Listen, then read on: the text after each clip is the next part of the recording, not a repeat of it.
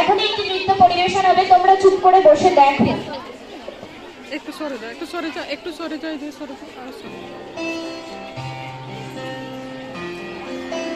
দেখেছো কি তাকে ওই নদীর ধারে, বৃষ্টি পায় পায় তার কি যেন কি নাম, জলে ভেজা মাঠে আকাশে হাত বাড়ায়, মেঘের আড়ালে ভেসে থাকা সেই রংধনুকে চায়। দেখেছো কি তাকে ওই